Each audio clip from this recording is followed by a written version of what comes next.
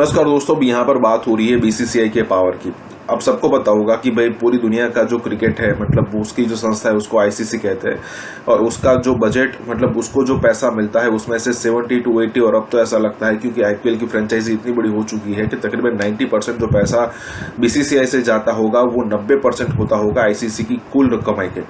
आपको बता दें कि पाकिस्तान का क्रिकेट बोर्ड इसीलिए चल रहा है क्योंकि उनको आईसीसी की तरफ से पैसा मिलता है। अब आईसीसी के पास जो पैसा जाता है उसमें भी 90% जो पैसा है वो इंडिया से जाता है, मतलब बीसीसीआई से जाता है। तो अगर इंडिया डायरेक्टली इनडायरेक्टली चाहे कि भाई आप जो हमसे कमाया हुआ पैसा है अगर आप पाकिस्तान को दोगे तो हम आपको पैसा देना बंद कर रहे हैं, रातों रात पीसीबी मतलब पाकिस्तान क्रिकेट बोर्ड एकदम से बैठ जाएगा या फिर उनको अपनी ऑफिस पर ताले लगाने पड़ेंगे।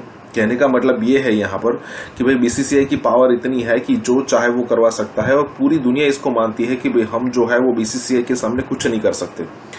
तो यहाँ पर यही बात हो रही है। इसी के साथ ही वीडियो शुरू करते हैं। और दोस्तों, सुपर थैंक्स के जरिए हमें मदद करना ना भूलें। ये बताएं कि आप किस इंटरनेशनल क्रिकेट काउंसिल की बात कर रहे हैं, क्योंकि अभी मैं एक रिपोर्ट पढ़ रही थी। इंटरनेशनल क्रिकेट काउंसिल की स्ट्रेटेजिक कमेटी ने रिपोर्ट बनाई है कि ओवर रिलायंस है भारतीय क्रिकेट बोर्ड के ऊपर, और इस वजह से अब इंटरनेशनल क्रिकेट काउंसिल की दूसरी धड़ भी बन सकती है, अपने पैरों पर खड़ी नहीं है।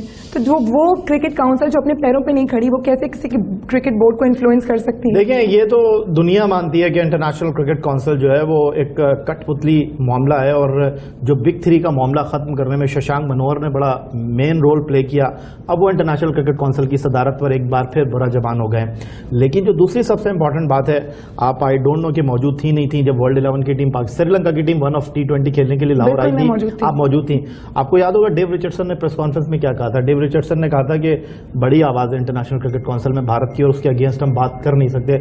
अब इसके बाद कुछ समझ और ना समझने वाली बात नहीं है कि क्या इन्फ्लुएंस है इंडियन क्रिकेट बोर्ड का इंटरनेशनल क्रिकेट काउंसिल में। दुनिया में बहुत सारी लीग्स हो रही हैं, पाकिस्तान सुपर लीग हो रही है, बिग बैश हो रही है, कैरेबियन लीग हो रही है, बांग्लादेश प्रीमियर लीग हो रही है, लेकिन जब इंडियन प्रीमियर लीग होती है तो 2 महीने के लिए सारे सीजन ऑफ हो जाते हैं। मां सिवाय पाकिस्तान और इंग्लैंड के और आयरलैंड के दुनिया में कहीं क्रिकेट नहीं हो रही। तो सबको नजर आ रहा है हफीज ने जो बात कही है गलत बात नहीं की।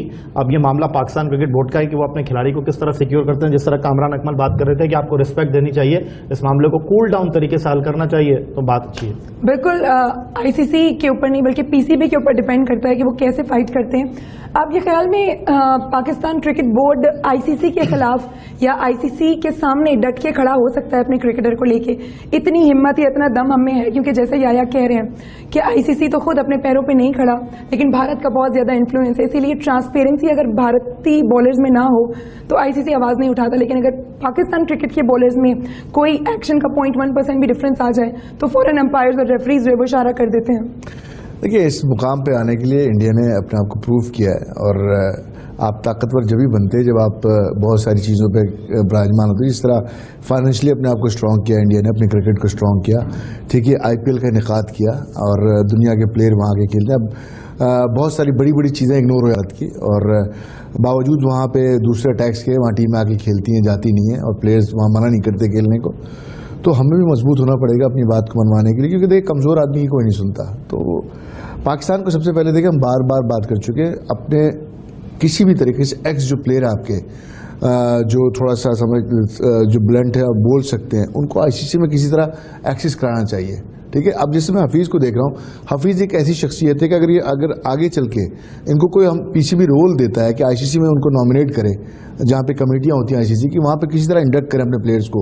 जब तक आप अपने प्लेयर इंडक्ट नहीं करेंगे आपकी आवाज़ कोई नहीं सुनेगा। तो आपको चाहिए आहिस्ता आहिस्ता आपकी मैच रेफरीज जाएँ, आपके अंपायर जिस तरह जा रहे हैं, ठीक है ना, आपके कमेंटेटर तो हैं लेकिन उनकी आवाज़ इतनी मजबूत नहीं है कि वो जाके बात कर सकें। तो आपको अपने लोग इंडक्ट कराने पड़ेंगे, आपको चूज़ करना पड़ेगा कि आपके कौन कौन से लोग हैं जो कारामद हो सकते हैं इन फ्यूचर, क्योंकि जब तक आपका एक्सेस नहीं होगा आईसीसी के अंदर, आप उस वक्त तक मजबूत नहीं हो सकते। आपका मौक़िफ़ उठाने वाला कोई होना चाहिए, आपकी आवाज़ उठाने वाला, आपको सही को सही कहने वाला होना चाहिए। तो आपको इस तरह के लोग तैयार करने पड़ेंगे, जिस तरह इंडिया के आपके देखें इस वक्त बहुत सारे लोग आईसीसी कमेटी में इंडिया के। तो कहने का मकसद, जब आपके लोग किसी कमेटी में होते हैं तो वहां पर जाकर आपकी बात स्ट्रांग हो जाती है। और अगर पाकिस्तान क्रिकेट बोर्ड का कोई नुमाइंदा या पाकिस्तान क्रिकेट का कोई नुमाइंदा आईसीसी में होगा तो शायद मोहम्मद हफीज के लिए या सईद अजमल के लिए कोई बोलने वाला नहीं था आईसीसी में, तो कोई एक बोलने वाला आ जाएगा। इस टॉपिक को यहाँ करते हैं वाइंड अप, एक ब्रेक शामिल करेंगे प्रोग्राम में। रमजान क्रिकेट क्या होगी पाकिस्तान में या बंद हो जाएगी, इस पर बात करेंगे।